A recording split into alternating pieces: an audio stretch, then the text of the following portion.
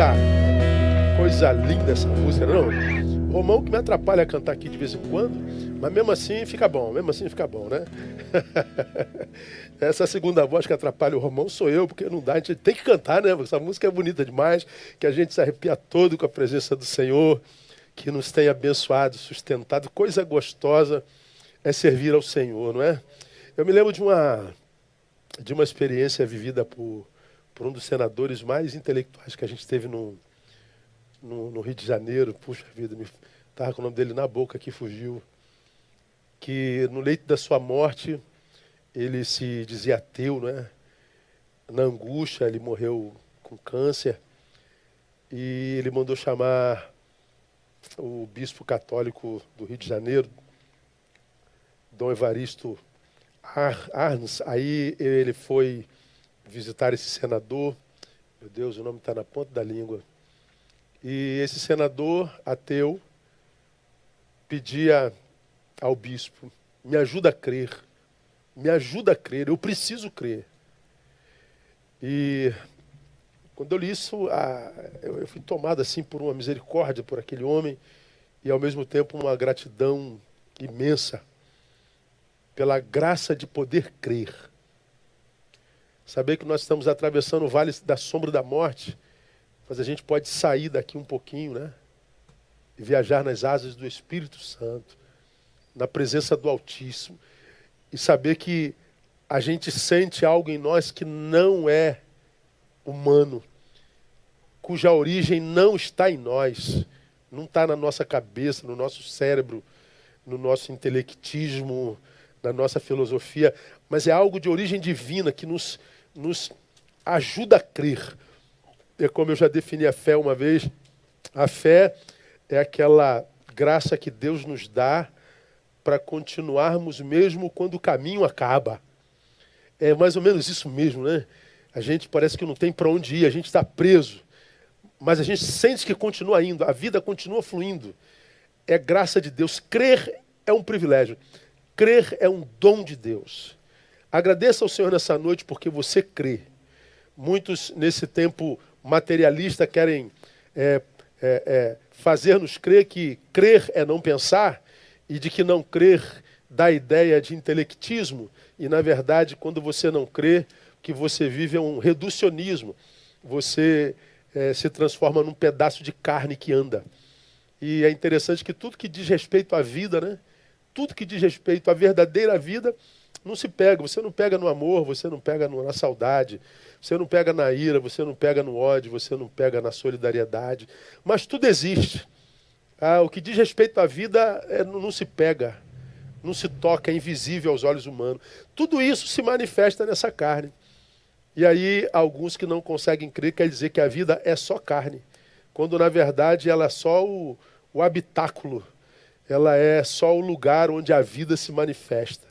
De tal forma como essa roupa aqui, ó, está para esse corpo está para a vida. Crer é um privilégio. Louve a Deus porque você crê.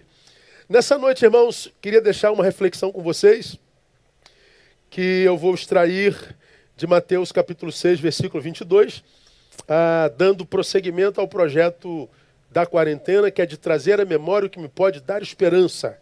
E como eu tenho dito aos irmãos, como que trazer à memória o que Deus já me deu como palavra me tem feito bem e me tem mantido de pé. Eu estou rebuscando lá os meus escritos e às vezes vejo algumas anotações que eu falo: meu Deus, que coisa tremenda, que coisa profunda, que já não estava na minha memória há muito tempo. Coisas que eu tenho relido que me fazem chorar. Já foram ditas, já foram pregadas, já foram vividas, mas que a gente lança para o lugar do esquecimento aqui das nossas memórias e a gente não retorna a elas.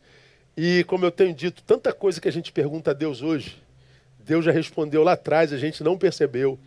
Se a gente trouxesse a memória, a gente ia ver que há muita pergunta sendo feita hoje que Deus respondeu antes delas serem feitas. Segura esse mistério aí, irmão. Deus é assim, né? Tremendo. Deus é maravilhoso, irmão, maravilhoso. Mas tem gente que prefere adorar pedra e pau. O que eu posso fazer? Né? Louve a Deus pela tua fé. Amém, amados? Mateus 6:22 diz assim: a candeia do corpo são os olhos. De sorte que, se os teus olhos forem bons, todo o teu corpo terá luz. Se, porém, os teus olhos forem maus, o teu corpo será tenebroso. Se, portanto, a luz que em ti há são trevas, quão grandes são tais trevas? A última vez que Deus me levou esse texto,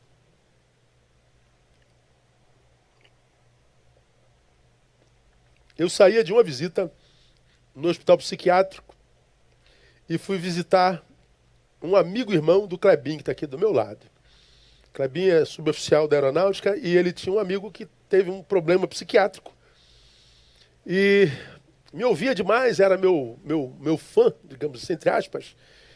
E ele não queria falar com ninguém, ele só se predispunha a conversar comigo. Eu não o conhecia. E a pedido do Kleber, eu fui lá visitar esse irmão. Hoje, curado, batizado e membro da igreja. Coisa linda, né? É um camarada, um ser humano extraordinário. O Kleber falou tão bem dele que eu não tinha como não atender um homem com essa magnitude, mas estava doente. E quando eu cheguei lá, eu conversei com ele e tudo mais, e de lá, ele estava no Hospital da Aeronáutica, eu tinha uma outra visita marcada no Hospital do Exército, coincidentemente os dois hospitais militares. Foi coincidência mesmo. Como a visita desse rapaz se alongou demais, e a visita do outro hospital, o horário já estava acabando, mesmo sendo pastor, a gente entra a qualquer horário, e eu militar mais ainda, mas eu não queria abusar do horário, eu queria chegar no horário, eu falei, não vou almoçar, não vai dar tempo de almoçar. Eu estava de moto, um trajeto mais rápido, perto do hospital, primeiro tinha um botequim, eu parei nesse botequim e pedi uma Coca-Cola com pão com mortadela. Sentei e comecei a almoçar o pão com mortadela com Coca-Cola. Minha moto estacionada na calçada do botequim, aí passa uma pessoa, me olha dentro do botequim, se espanta e grita, "Senhor pastor Neu Barreto?" Eu falei, "Sou eu." Ele ficou assim espantado, eu falei, "Meu Deus, eu posso falar com o senhor um pouquinho?" Eu falei, "Pode." Ele sentou e ali começou um gabinete pastoral na hora do meu almoço. E ele dizendo que me ouvia muito, que me amava demais, que eu o abençoei demais, e que acreditava que me achar ali foi uma proposta de Deus, foi uma bênção de Deus. Falei, pode ter sido. Ele me contou a vida dele toda, naquele período de pão com mortadela e Coca-Cola. E o resumo da fala dele foi, pastor, então a proporção disso que eu lhe falei, para mim hoje eu não vejo nada de bom na vida, sabe? Minha vida perdeu todo sentido. Nada na vida para mim é bom, não consigo ver nada de bom na vida, eu não consigo ver nada de bom na igreja evangélica, eu não consigo ver nada de bom no Brasil, eu não consigo ver mais nada de bom. Aí, depois dessa frase totalitária dele, ele me pergunta, pastor, o senhor acha que eu estou doente? Eu falei, tá, filho, você está muito doente. Você está mais do que doente. Porque você olhar para a tua vida e dizer, nada presta. Você olhar para o Brasil e dizer, nada presta. Você olhar para a igreja e dizer, nada presta. E eu falei para ele, nada é muita coisa, né, irmão? Isso é uma visão totalitária. Quem diz que nada presta, está doente no olhar. É o teu olhar que está doente. Como também está doente aquele que diz que tudo na vida presta. Tudo no Brasil é bom. Tudo na igreja é perfeita, tudo é muita coisa também. É uma visão adoecida. E eu falei com ele, a tua vida está doente. Essa semana eu ouvi uma piada, cara, acho que é sem graça, não sei, mas me marcou. Uma pessoa que estava tentando marcar uma consulta com o médico, olha essa. Aí, assim, qual é o seu problema? Ele falou, poxa, eu estou com dor no corpo inteiro. Aí ele falou, como assim dor no corpo inteiro? Porque se eu aperto no ombro dói, se eu aperto na barriga dói, se eu aperto no joelho dói, se eu aperto no dedão dói, ou se eu aperto na cabeça dói. Aí ele falou, mas dói o corpo todo, dói tudo. Aí quando ele foi para o médico examinou e descobriu que a ponta do dedo dele é que estava ferida. Então, onde ele apertava, doía, né? Que coisa ridícula, né, irmão?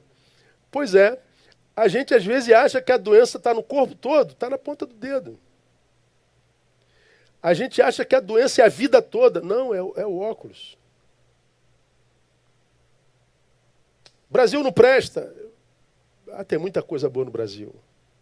A vida não presta, tem muita coisa boa na vida. A igreja não presta, tem muito mais coisa que presta do que não presta na igreja. Até em você tem muita coisa que presta. O que não está prestando provavelmente é o olhar. E por que é importante, irmãos, a gente pensar sobre olhar? Porque quando eu conversei com ele, eu li esse texto que eu li para os irmãos a ele. Eu falei para ele, o problema está no olhar. Nesse texto, amados, Jesus está dizendo que toda a saúde do meu corpo, a saúde do meu coração, a saúde da minha alma, a saúde da minha família, a saúde da minha igreja, a saúde da minha vida, dependem da saúde do meu olhar. A nossa vida será a proporção da saúde dos nossos olhos. É o que Jesus está dizendo aqui. Por que eu acredito que Jesus está dizendo que a saúde da nossa vida depende da saúde do nosso olhar? Porque da forma como eu vejo, eu diagnostico. O meu diagnóstico sobre a vida, ele parte do meu olhar, do meu exame. Então toda a minha vida se submete ao meu olhar, porque como eu olho, eu diagnostico. Do meu diagnóstico, eu traço a minha ação, eu traço as minhas ações. A partir do meu diagnóstico, eu traço o meu destino. Se o meu olhar está doente, eu vou traçar um destino equivocado. Se o meu olhar está saudável, o meu destino será certeiro. Por isso há perdidos na vida e há gente totalmente achada na vida, encontrada na vida, como desencontrada estão outros. E eles vivem no mesmo lugar. São pessoas que muitas vezes congregam na mesma igreja, são da mesma família, trabalham no mesmo lugar, recebem a mesma ministração, passaram pela mesma dificuldade. Um ascendeu, cresceu, o outro feneceu, se matou. Por que se eles viveram a mesma coisa? Porque o olhar era diferente. A saúde do olhar era diferente. Tudo depende do nosso olhar. Como você já me viu falar, em outras palavras, a nossa vida será a proporção da lente dos nossos óculos. Eu uso óculos desde garoto. Já falei isso para a minha igreja 1000 vezes. E eu uso óculos para exemplificar como é que a nossa vida depende do nosso olhar, não é? Eu com esse óculos enxergo bem, mas se eu tiro, minha vida muda imediatamente, na hora. Eu já vejo ali na frente 2 câmeras. Antes do óculos tinha uma. Mas agora eu vejo 2. E não é de Cirnos. De Cirnos está embaçada. A minha vida muda completamente quando o meu olhar adoece. E eu digo que câmera horrível, que gente horrível, gente com 2 cabeças, gente com 4 olhos, que vida maldita, que Deus não sei o quê. Que Deus... Pois é, e às vezes a gente só precisa mudar o óculos. Ó. Só isso. Às vezes não é preciso mudar de família, não é preciso mudar de igreja, não é preciso mudar de sexo, não é preciso mudar comportamento, não é preciso mudar nada. Só precisa mudar a forma de enxergar, só precisa melhorar a capacidade de diagnóstico, de diagnose. Só isso. Pois bem, essa doença de olhar explica, por exemplo, essa polarização nojenta na qual a gente vive hoje e na qual nós nos afundamos. Que tempo chato esse tempo que nós vivemos hoje. Chatos da direita, chatos da esquerda.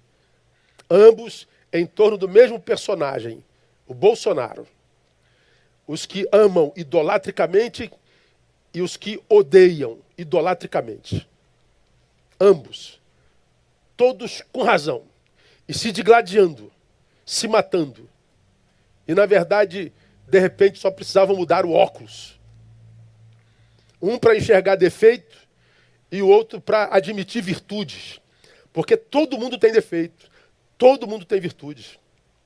Mas é essa incapacidade de enxergar corretamente que faz com que nós vivamos nessa polarização doentia. Olhamos para uma coisa e vemos outra totalmente diferente, ainda que nós olhemos para a mesma coisa, para o mesmo lugar. Por que nós olhamos para a mesma coisa, para a mesma pessoa, para o mesmo lugar e vemos coisas completamente diferentes? Porque, como diz o autor Anais Nin, nós não vemos as coisas como elas são, nós vemos as coisas como nós somos. Aquilo é porque eu sou assim. E porque ele é diferente de mim, aquilo é outra coisa, embora nós olhemos para o mesmo lugar. Não é interessante isso, irmão? Porque nós não vemos as coisas como elas são, nós vemos as coisas como nós somos. Por isso essa polarização. Pastor, qual é a razão disso? Nossos olhares adoeceram. A gente adoeceu a forma como a gente olha para o outro, a gente adoeceu a forma como olha Deus, a gente adoeceu na forma como a gente se enxerga. Então tudo ao nosso redor também mudará. Isso explica também por que coisas e pessoas perdem valor em nós. Por que pessoas que nós amávamos tanto, pessoas que nós admirávamos, daqui a pouco perdem valor em nós, mesmo que elas continuem as mesmas pessoas, hein?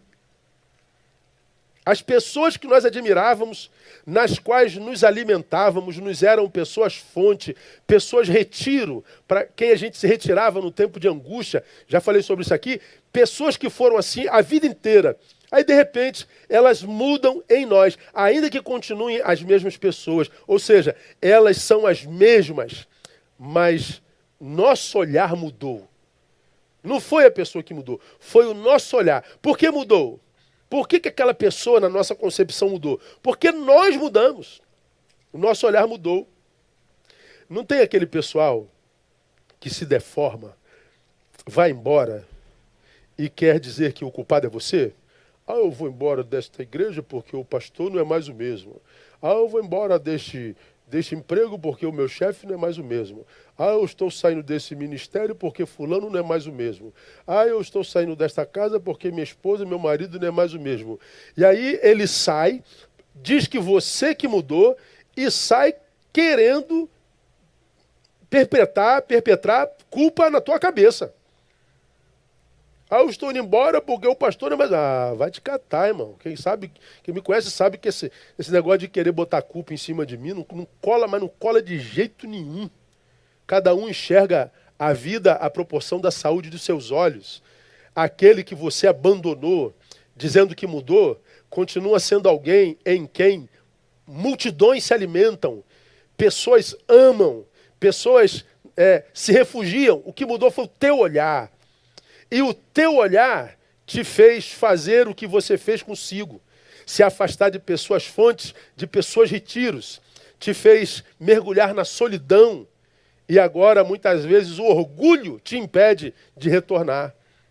Pois é, quando o nosso olho adoece, a nossa vida se desconfigura. Essa mesma realidade, tal realidade serve também para explicar, inclusive, a falência da nossa relação com o próprio Deus. Gente que, quando é tocada pela dor, pela perda, gente que é tocada pela angústia, gente que é tocada pela derrota, vê Deus mudando. Cadê Deus? Deus não é bom? Deus não é fiel? Deus não é justo? Cadê Deus? Aí se revolta contra Deus, porque ele acredita que Deus mudou. Olha a insanidade. Não foi Deus que mudou. O que mudou foi o seu olhar sobre Deus. O seu olhar que desconfigurou Deus. Deus deixa de ser o primeiro na fila de suas prioridades, vai para o fim da fila, ou muitas vezes nós o tiramos, inclusive, da fila das nossas prioridades. Nós não vemos as coisas como são, nós vemos as coisas como nós somos. Olhar nesse texto tem a ver com diagnose, com capacidade de diagnóstico. Saúde no olhar é a graça dada pelo Espírito para ver as coisas como elas são, porque nós as vemos com os olhos de Deus. E nós precisamos pedir a Deus, num tempo de pandemia como esse, que nos ajude a enxergar a coisa como ela é. Porque há muita gente acreditando que Deus perdeu o controle da história. Há muita gente achando que o vírus é maior do que Deus, embora seja invisível. Há muita gente apostatando porque a morte chegou no seu quintal. Há muita gente adoecendo no olhar e se auto-sabotando. E Deus está aqui nessa noite amando você, dizendo, filho, não permita que o teu olhar te engane. Não permita que a doença do teu olhar te faça acreditar que esse novo mundo maldito é o mundo de Deus. Não é. O mundo de Deus é mundo de graça, irmão. Essa palavra tem a ver, olha que coisa linda, você vai se lembrar disso, minha igreja, com uma palavra de Adélia Prado. Adélia Prado é uma das autoras nacionais que eu mais amo. Adélia Prado, ela, numa das suas obras, disse assim, de vez em quando, Deus me tira a poesia. Olho pedra e vejo pedra mesmo. Quando eu li isso, irmãos, eu fui assim, tomado por um sentimento tão tremendo da parte de Deus. De vez em quando, Deus me tira a poesia. Olho pedra e vejo pedra mesmo.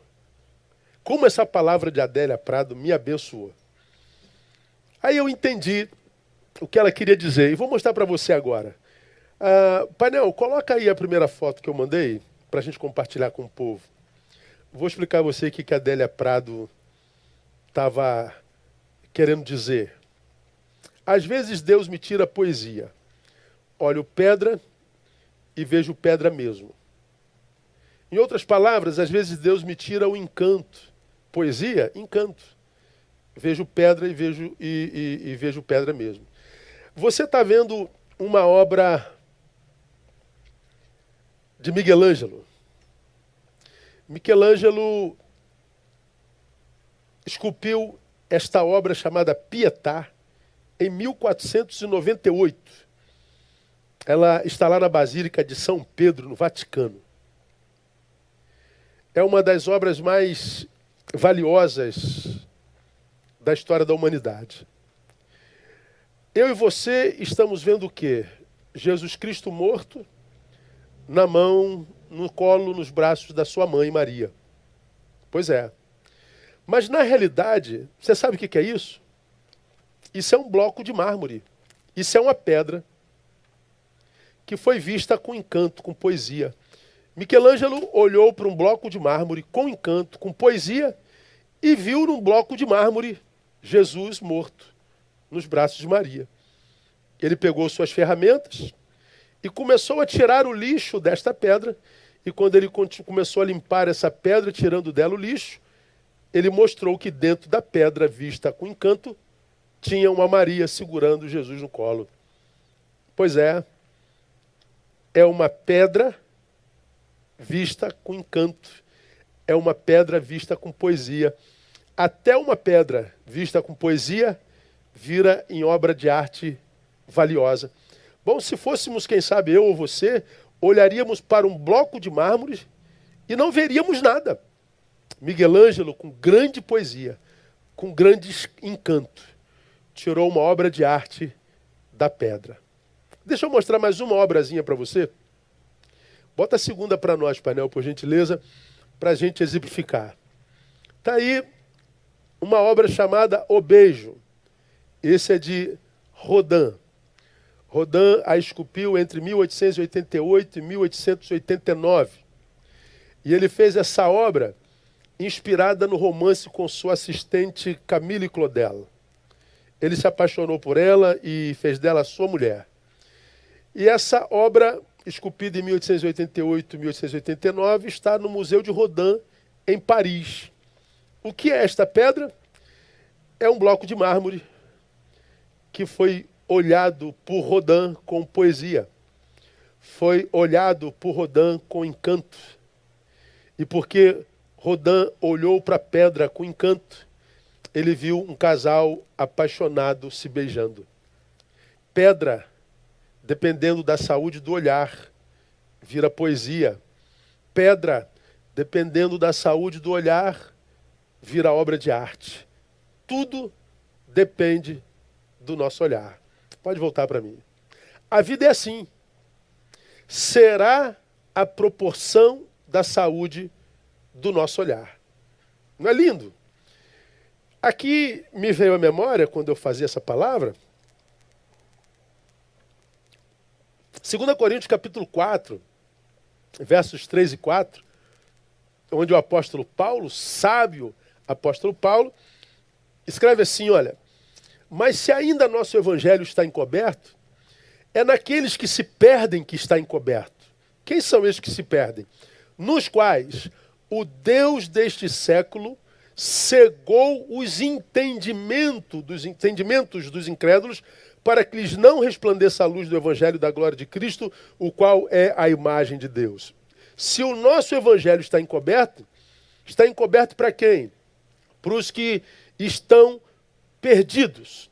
Quem são os perdidos? Aqueles cujo Deus desse século cegou o entendimento. Ou seja, aqueles cujo Deus desse século adoeceu o olhar, adoeceu a capacidade de diagnose, adoeceu a capacidade de ver com clareza. Cegueira de entendimento é olhar e não discernir. É olhar e não conseguir traçar diagnóstico correto. Cegueira de entendimento é ver sem discernir, é visão pela metade. Olha que coisa interessante, irmão. Não é cegueira de olhos, é cegueira da capacidade de diagnóstico. Eu olho a mesma coisa que outros olham. Eles discernem, eu não. Olhamos para a mesma coisa e estabelecemos um diagnóstico completamente diferente. Por quê? Porque não depende da coisa, mas da saúde do nosso olhar. A Bíblia é maravilhosa. Cegueira de entendimento é olhar do engano, é autossabotagem. Por isso que a Bíblia diz, nós acabamos de ler, se portanto a luz que em ti há são trevas, quão profundas são essas trevas. Por que são profundas as trevas? Porque você pensa que entendeu, você pensa que a tua diagnose, teu diagnóstico é certo, você pensa que foi aquela pessoa fonte, aquela pessoa retiro, que você abandonou que estava errada, você pensa que a igreja mudou, mas foi o teu olhar, você pensa que teu marido e tua esposa mudaram, mas foi o teu olhar, você pensa, portanto, as trevas são grandes porque foram construídas por você mesmo. Autossabotagem. Esse olhar é o olhar impeditivo e, consequentemente, destrutivo. Ele te impede de ver como é a realidade e porque você está impedido de olhar a realidade, você se destrói. Por quê? Aí eu mostro para vocês algumas realidades práticas. Por que é impeditivo e destrutivo? Porque, por exemplo, primeiro, faz o discípulo parar de ouvir o mestre, por exemplo. É muito claro isso na vida, irmão. Como eu já citei aqui, pessoas que te eram fontes. Quantas pessoas fontes a gente tem no mundo hoje, irmão? Aquela pessoa que você sabe que depois que sentar com ela, você sai mais rico. Você sai melhor. Pessoas com as quais você se senta e você tem acesso à tua melhor versão. Você se sentou com ela, mas ela te dá acesso à tua melhor versão. Quantas pessoas na vida você conhece assim? Quantas pessoas que de fato abrem a boca e tocam a tua alma? Vão para além da tua pele? Quantas pessoas te confrontam, te botam diante do espelho e você vê que não é por maldade, é por amor? Quantas pessoas desaprovam a tua conduta com amor? Pessoas fontes, irmãos, são raras. Como também, como preguei domingo retrasado, as pessoas retiro. Aquelas pessoas para as quais a gente se retira quando a gente não está suportando angústia. Preguei domingo passado que a gente não se retira só para o monte, para a serra. A gente não se retira só para para a cidade praiana. A gente não se retira só para lugares, porque nem sempre a gente tem dinheiro para se retirar para a serra, para pousada, para alugar uma praia, uma casa na praia. Mas a gente se retira para pessoas. Pessoas que nos são ilhas nesse mar que quer nos sufocar, que nos quer afogar. Quantas pessoas você conhece? Pois bem, há muitas pessoas abandonando gente assim por causa desse olhar doentio. Por quê? Porque o mestre mudou? Porque a pessoa fonte, a pessoa retiro, deixou de saber, emburreceu? Não foi não. É porque você passou a saber mais do que ela? Também não. Se fosse isso, irmão, você não a deixaria e você não deixaria de ouvi-lo. Se porventura você se tornou mais inteligente do que ela, se porventura você se tornou mais sábia do que ela, se porventura você se tornou melhor do que o seu mestre, ainda assim você a ouviria, nem que fosse por honra, nem que fosse por gratidão, nem que fosse pela memória da história vivida até então, mas não a abandonaria jamais. Por que deixa então, irmão? Porque o seu olhar adoeceu. Grande parte daqueles que estão sendo carcomidos pela solidão estão porque o seu olhar se transformou no olhar adoecido, que, portanto, se transformou no olhar destrutivo. E agora, o que se precisa é retornar, mas muitas vezes o orgulho não deixa. Faz isso consigo não, irmão. Se essa palavra é para você, peça a Deus para sarar os teus óculos, as lentes pelas quais você enxerga a vida. E se for possível, viver quebrantamento, reconciliação, faça isso. Nós não sabemos quanto tempo de vida nós temos hoje. Nós não sabemos quanto tempo de vida nós temos pela frente. E nós não estamos num período na história da humanidade na qual nós podemos desperdiçar agoras possíveis. Se você tem nesse agora a possibilidade de abraçar alguém, abrace. Se você tem possibilidade de abençoar alguém, abençoe. Se você tem agora a oportunidade de perdoar alguém, perdoe. De pedir perdão, peça perdão. Não permita que o seu olhar continue a fazer de você um autossabotador. É esse olhar que tem feito tanto discípulo abandonar mestre. Muitos de vocês não sabem, mas eu sou praticante de capoeira, amo a capoeira. Assim, de paixão. Não falo quase da minha vida, não posto nada da minha vida, ninguém sabe nada de mim, a não ser quem é amigo próximo. Mas tem uma coisa no mundo da capoeira que eu acho muito legal, mas muito legal. Quase todos os mestres, os idosos, eles são assim, venerados com uma honra muito legal, sabe?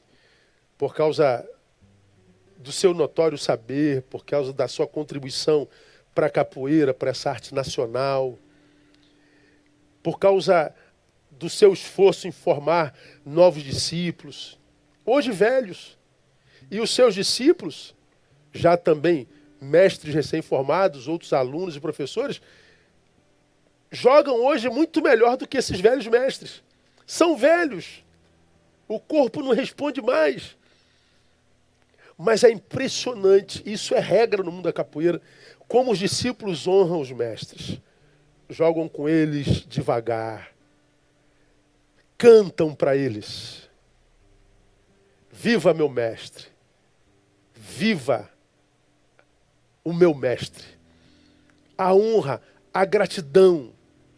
Os discípulos não os abandonam, mesmo que agora melhores do que eles, por causa da honra, da gratidão. E quantos de nós, irmãos, na igreja evangélica, no mundo chamado cristão, abandonam gente que o formaram, gente que te formou, gente que fez de você quem você é, gente que com notório saber compartilhou contigo o saber que ele adquiriu com tanto esforço, e você ingratamente virou as costas e praticou a pior das práticas humanas para mim, que é a ingratidão. De todas as práticas malignas humanas para mim, a ingratidão é a pior. Então não faça isso com você não. Porque quem faz isso mostra que a sua visão de mundo e de história está adoecido. Essa ingratidão é que faz com que a gente, então, porque abandonou o mestre, opte sem saber pela ignorância. E aí aqui eu não tenho como evocar Oséias, que Deus, usando a boca, diz: o meu povo está sendo destruído porque ele falta o quê? Conhecimento, porque falta entendimento. E por que falta entendimento? Porque abandonou mestres, porque abandonou profetas, porque escolheu andar com gente menor do que a gente, porque abandonou aqueles a quem Deus revela, e de fato, de verdade. Pois bem, essa, para mim, é a causa que revela a qualidade da igreja evangélica brasileira, como publiquei há bem pouco tempo atrás. Por causa da numerolatria, da ganância por número, pelo crescimento rápido, portanto, por ostentação, número, para ajuntar gente, número, grandeza, nós comprometemos a qualidade do discipulado. Porque a gente queria cabeça de gado e não discípulo. Nós queríamos devotos e não discípulos. Comprometemos o discipulado na igreja. E hoje nós temos que conviver com esse mar de maus testemunhos que a gente vê sendo praticado na sociedade o tempo inteiro, que mancha o nosso próprio nome. Por quê? Porque a numerolatria nos fez comprometer conteúdos e qualidade. E, portanto, nós temos uma igreja que cresceu em número, não cresceu em influência, e uma igreja absurdamente frágil para a dor, completamente incompetente para antagonismo. Uma igreja apóstata. Por quê? Porque o olhar adoeceu, e esse olhar adoecido fez com que nós abandonássemos mestres e fizéssemos opção pela ignorância. É esse olhar que faz isso com a gente. Por causa disso, irmãos, caminhando para o final, aqui vai um conselho para cada um de vocês, principalmente para vocês que ainda têm ouvidos. Primeiro conselho: cuidado. Muito cuidado com a convivência com pessoas tóxicas. Pô, mas o que tem a ver uma coisa com a outra, pastor? Há um texto na Bíblia chamado, escrito por Tito, que é uma carta pastoral, Tito capítulo 3, verso 10, onde Paulo dá um conselho a Tito que para mim é fenomenal. Ao homem faccioso, depois da primeira e segunda admoestação, olha o texto, evita-o. Leia aí você sozinho mais uma vez e mastiga.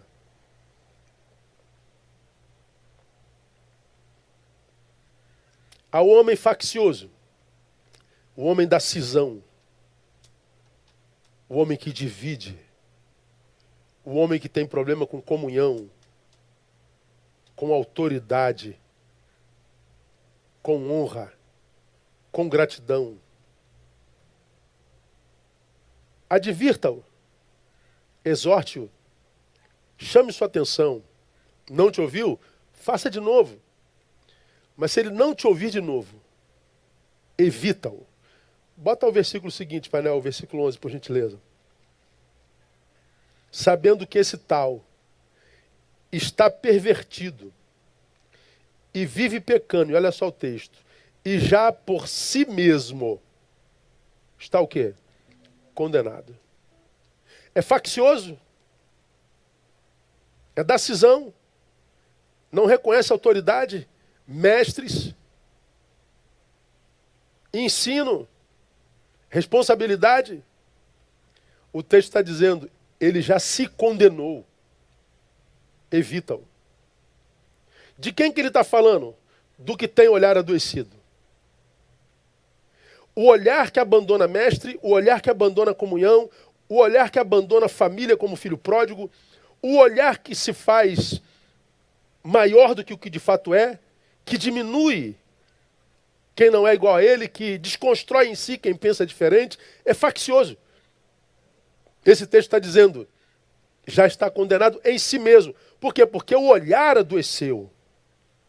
Paulo está dizendo, evita-o. O que quer dizer? Que toda relação, preste atenção, toda relação que se pretenda saudável e edificante deve ser desenvolvida sob análise.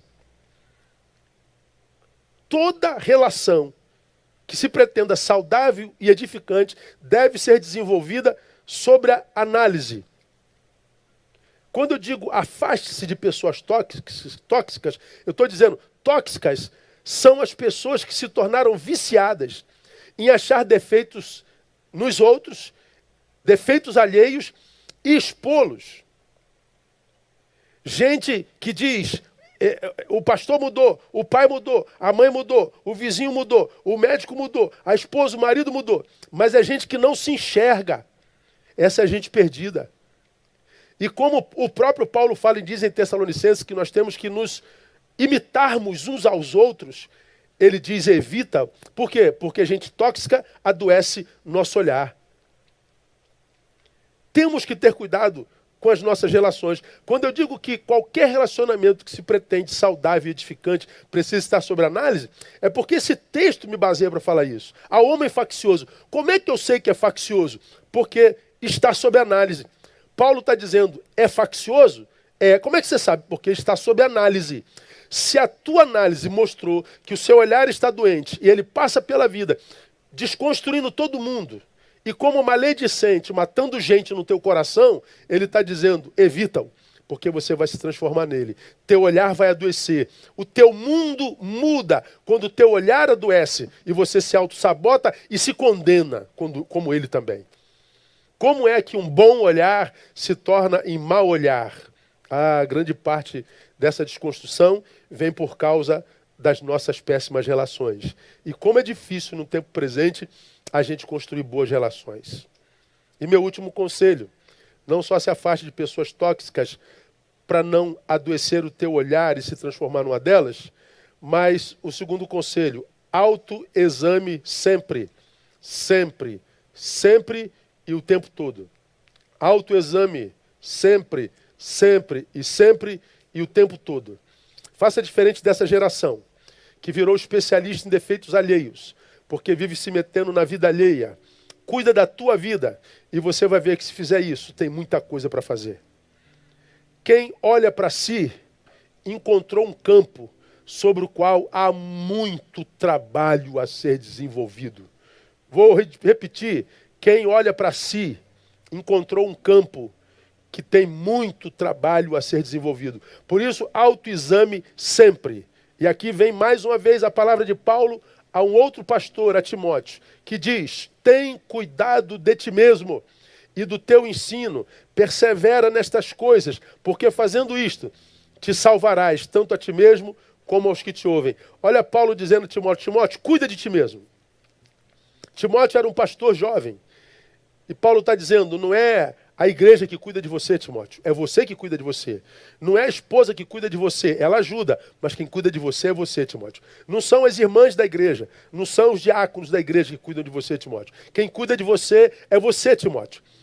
E quando você faz isso, se cuida, você se salva e salva quem te ouve. Esse versículo eu tatuei na minha pele. Para que toda vez que eu acorde eu veja no espelho que o Neil precisa cuidar de si. Porque tem muita gente cuidando da minha vida, falando da minha vida, se metendo na minha vida e que não conhece a minha vida nem de longe. Portanto, Neil, não os ouça. Cuida tu de ti mesmo. E é o mesmo conselho que a palavra te dá nessa noite. É o mesmo conselho que eu te dou nessa noite. Cuida de ti mesmo. Não transfira o cuidado de si para ninguém. Marido, esposa, mãe, pastor. Quem cuida de você é você. Eu tenho dito a muitas das minhas ovelhas, que principalmente aquelas que eventualmente se mostram frustradas comigo. Eu precisei do meu pastor, ele não estava lá. Eu não vou estar na vida de muita gente. Só aqui em Betânia são mais de 5.000 pessoas. Eu não tenho como atender 5.000, eu não tenho como atender 50 pessoas. Nos momentos mais angustiantes da nossa vida, irmãos, somos nós e Deus. Quando o problema é na alma, quando toca lá dentro, não há marido que possa ajudar, não há esposa que possa ajudar. Como eu já ministrei, citando Rousseau. Rousseau disse que nós somos absolutamente sós. E quando nós estamos juntos, nós desenvolvemos script social. Nós somos personagens. Mas lá dentro existe um ser que só nós conhecemos. E que só nós a ele temos acesso. E a gente não pode transportar o cuidado desse ser para ninguém, nem aos nossos mais amados. Quem cuida da gente é a gente. E a gente cuida da gente com maior qualidade quando a gente cuida, sobretudo, do nosso olhar. Porque se a gente não cuidar do nosso olhar, podemos chegar a um ponto do qual, ou no qual a gente vai dizer, nada na vida presta. Ninguém presta.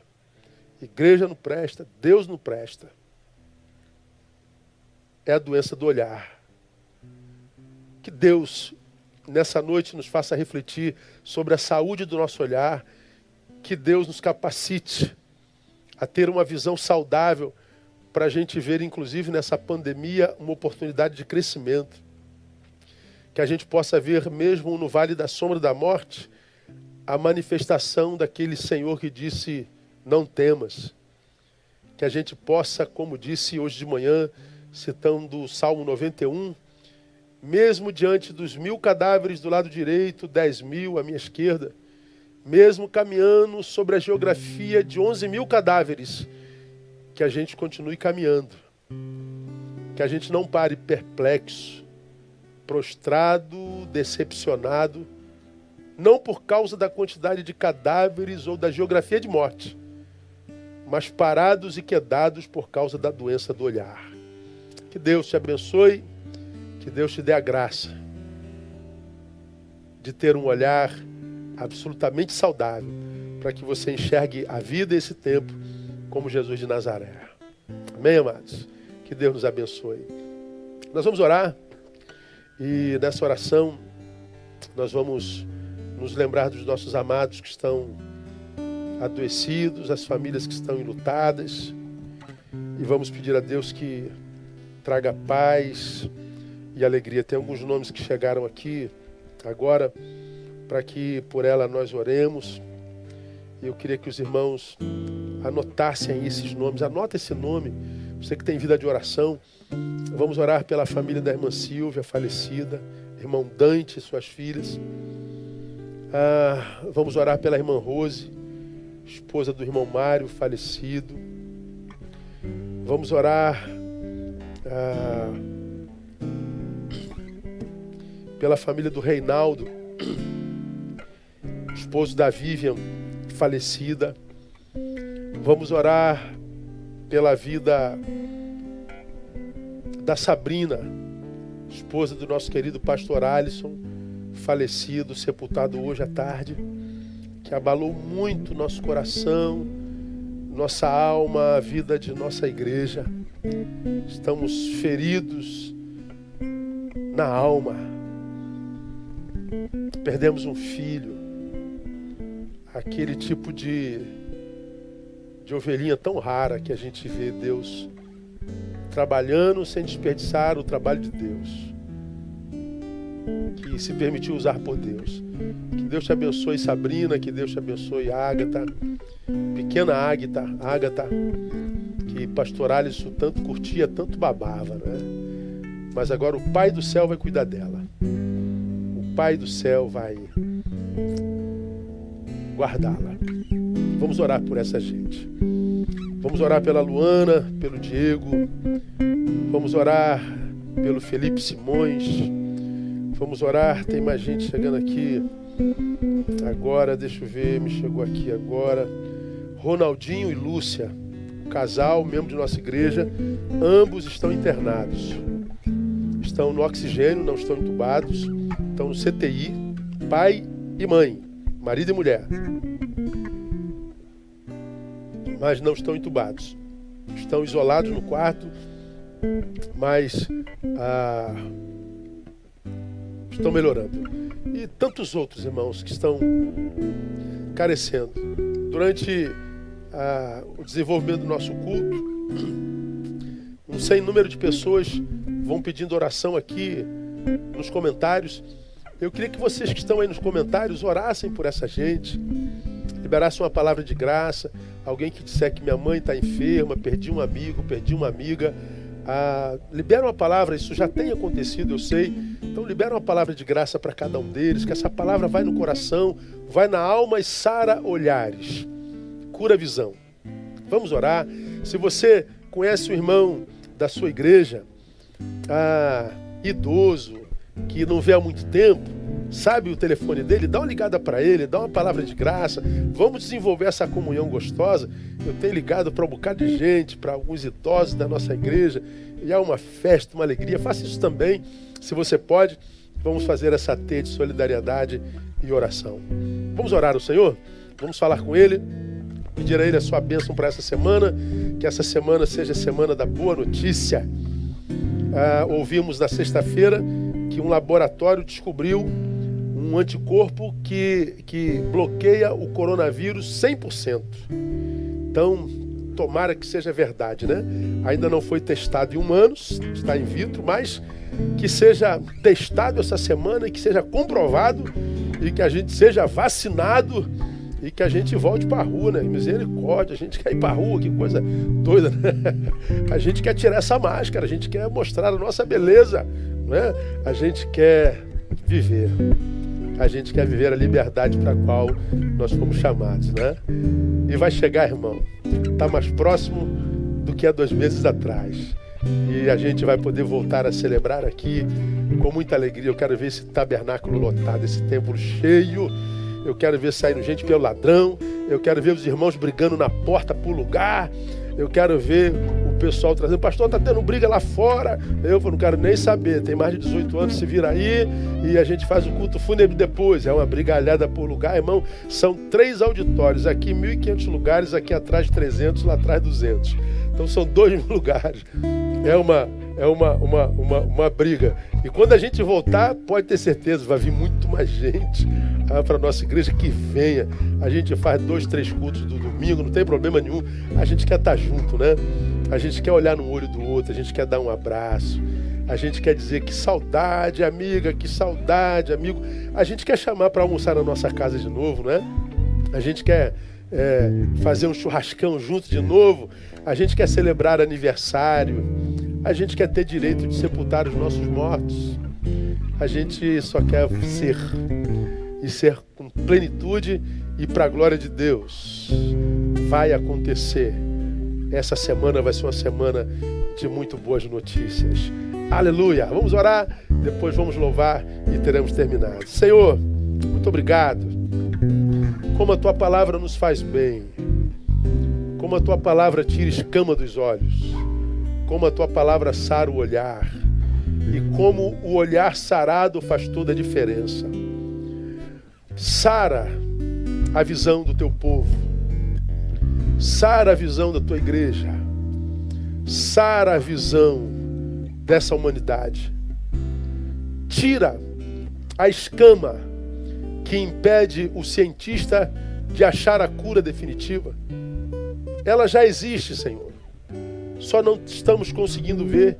Tira a escama dos olhos de alguém para que ele veja e vendo possa produzir o remédio necessário para que a vida nos seja devolvida em plenitude. Faz isso essa semana, Pai. Dá-nos essa alegria. Ajuda-nos a acordar de manhã, num dia dessa semana, e vermos estampado nas manchetes: foi achado a cura, ou achada a cura para a Covid-19. Oh Deus, como nós queremos ver essa notícia. E sobretudo, quando ela vier, Pai, que ao voltarmos para a vida, nós voltemos melhores. Que nós não desperdicemos os ensinos desse tempo de retiro. Que nós encontremos uma terra melhor e uma humanidade melhor. E que a relação da terra com a humanidade seja produtiva e abençoadora. Oramos pelos enlutados.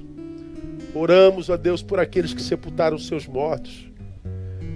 Cuida como a mãe cuida de seus filhos caçulas. Cubra-os com as tuas asas e que teu Espírito Santo console. Tira os enfermos do hospital, dos hospitais. Glorifica o teu nome, sendo Jeová Rafá, e traz glória para o teu nome. Que a graça bendita de Jesus Cristo, o amor de Deus, nosso eterno, poderoso Pai, e a comunhão e a consolação do Divino Espírito repousem sobre a vida de cada um de nós, cada um de vós, espalhados pela face da terra, e que sejam sobre nós desde agora, para todos sempre e sempre. Amém e amém. Deus abençoe, amados. Até amanhã, às 11h50, no meu Instagram. Todos os dias, às 11h50. Você que ainda não me segue, segue lá. Todos os dias uma palavra de bênção, de graça extraída de Provérbios. Obrigado, Romão. Obrigado, Vida. Obrigado, Karina. Obrigado, equipe. Obrigado, painel. Que Deus abençoe a todos. Vamos sair louvando.